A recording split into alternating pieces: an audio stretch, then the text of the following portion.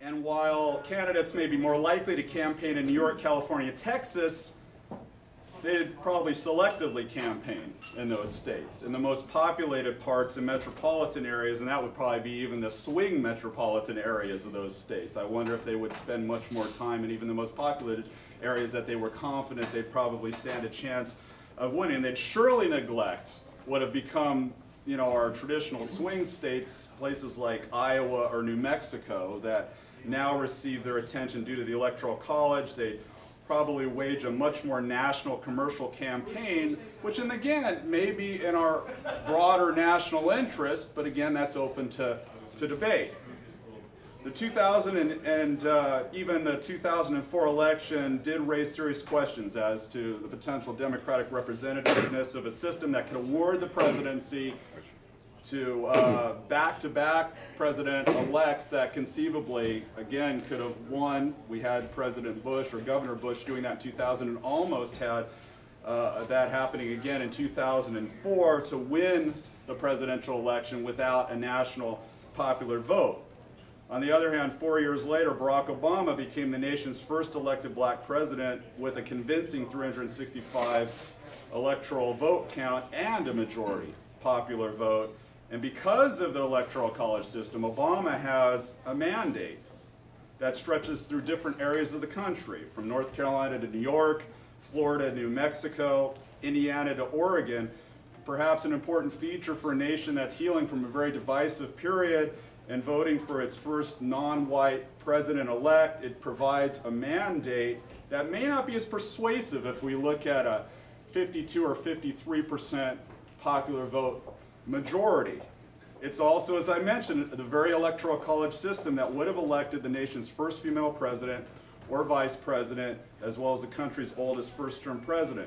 So the point is, there's always trade-offs when it comes to the American democratic experiment and how best to achieve, if not expand, representative democracy, whether it was 1789 or 2009. But in the end, our inherent questions and solutions find us looking to the Constitution and a possible new way of interpreting this timeless task. And this was the task facing our founding fathers, and it's the task that faces us today, and I look forward to your thoughts and perspectives on this matter. So thank you.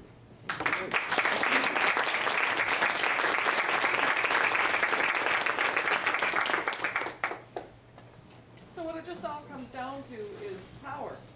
I mean, that's the perception of and the desire for power is what is either going to keep the current system in place or possibly, isn't that really just what it comes down to? What do you mean exactly? That the collective mind of each state wants to feel like they have some kind of power. I know when you were talking about Colorado, yeah, you know, that perception of power is what... Well, in the end, yeah, that's what happened in Colorado, that there was an idea that they'd have more of an impact with all of their electoral votes in a district-by-district system as a battleground. How that translates into states such as New Jersey, Hawaii, Maryland, and Illinois supporting the MPV compact, you know, whether or not that's about them trying to draw more interest into their states may be part of that as well. Again, these have become very traditionally reliable democratic states, and the idea is they're not the kind of states that have a lot of candidate visits or attention in recent years, and this may be a way to garner that kind of attention as well. So sure, I mean, I think that's part of the reasoning, and then you have those who just genuinely think that a national popular vote may be a better way to go, I think, within these state legislatures as well. However, it may or may not benefit their particular state. Yeah. What's the status of this act in New York State? Is there any activity toward it? At this point, it's a pending action. It's been. Could you repeat the question, please? Well, the status of it in the New York legislature at this time. It's been it was actually introduced in 2006. It's been introduced by several members as well. It's, you know, at this point, just I think pending action. Nothing's really been moved on with regard to it in a significant way. Is it would Democrats support it or Republicans support it? I mean, because if it's in the legislature, right, then the elected officials in those bodies will respond to their constituency. That's true. But does it change from state to state, red state, blue state? Well, it seems like from what I've mentioned, it seems like the blue states have been more, in the larger, well, with the exception of Hawaii, if you look at, Illinois and you have New Jersey, it's some of the larger blue states that have supported it. And so there seems to be a tendency in those states to be more like, if you look at California, again, you had a Democratic legislature out there, but you had the Republican governor vetoing it in California.